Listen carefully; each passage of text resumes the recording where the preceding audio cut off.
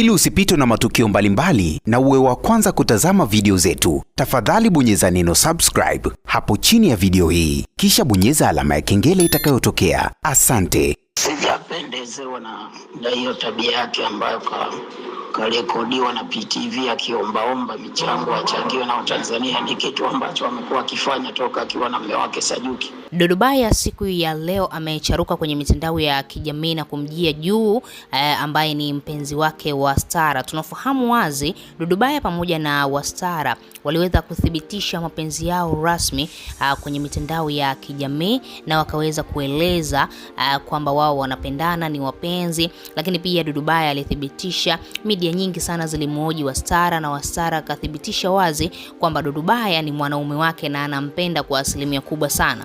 Na tuliweza kushuhudia kipindi ambacho Dudubaya alienda nje kwa ajili ya kufanyiwa matibabu. Wastara alikuwa mstari wa mbele sana kumjulia hali, lakini pia baadaye tukaweza kuona Dudubaya baada ya kutoka katika chumba cha upasuaji akathibitisha wazi kwamba anaendelea vizuri na mpaka dakika hii anaendelea vizuri, na sasa hivi amepata nguvu ya kumjia juu huyo mpenzi wake Wastara. Wastara kuna namna fulani hivi anapitia hali ya ugonjwa, anapitia hali ya huzuni. Sasa mara nyingi akipitia hiyo hali na media nyingi zikimtafuta, Wastara anaomba msaada kwa Watanzania. Tumeshuhudia katika media nyingi akiwa analia, anaomba msaada, watoto wake waangalie mwenyewe, lakini pia kama ambavyo tunafahamu watoto wanasoma. Wastara anafikia hatua anaanza kuchukua mitumba, anaanza kuuza, jambo ambalo sio zuri. Ukiangalia Wastara, yeye ni mwigizaji wa filamu, ni mwigizaji ambaye waigizaji wenzake ambao aliwahi kufanya nao kazi wangetakuwa kumsaidia, lakini tuliona wakina Steve Nyerere walienda kumtembelea, wakatoa walichonacho, lakini bado Wastara anahitaji msaada kwa asilimia kubwa sana. Sasa Dudubaya hajapendezwa na kile kitendo cha Wastara kuendelea kuomba huko kwenye mitandao ya kijamii, na nitakusikilizisha hapa kisauti kidogo au voice yake akiwa anazungumza kwamba yeye kama Dudubaya hapendezwi na mwanamke ambaye ni omba.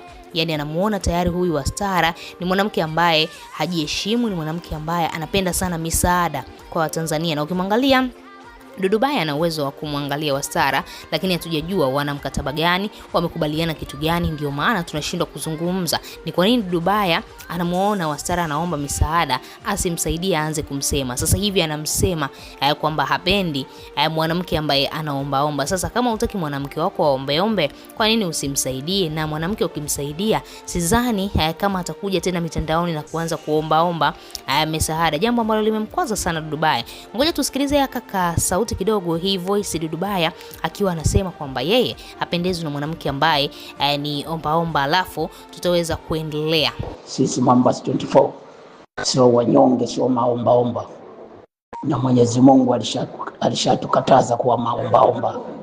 Kwa hiyo sihitaji mwanamke omba, nahitaji mwanamke mpambanaji, kwa sababu Mambas 24 ni jeshi hilo chini ya Mwenyezi Mungu.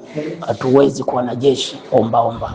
Kama ambavyo tumeweza kumsikia Dudubaya ameweza kueleza wazi kwamba yeye kama Dudubaya sio omba na wala hawezi kuwa na mwanamke ambaye anapenda kuomba. Hajapendezwa na hiyo tabia yake ya Wastara. Mara nyingi sana media zikimfuata hapo nyumbani kwake zikimuoji, anaanza kuomba msaada kwa Tanzania, naomba Watanzania wenzangu wanisaidie, mwenye chochote, mwenye hivi. Sasa Dudubaya imemkwaza kwa sababu tayari yeye ameshahalalisha mapenzi yake kwa Wastara. Wastara angetakiwa abievu na mheshimu yeye kama mwanaume na ampe thamani yake. Kama ana tatizo lolote au ana shida yoyote, amuone Dudubaya aweze kumsaidia na wala sio kuomba Watanzania waweze kumsaidia. Wewe kama shabiki una lipi la kuzungumza? Tuachie maoni yako, lakini pia usisahau kubonyeza maandishi mekundu yaliyoandikwa neno subscribe.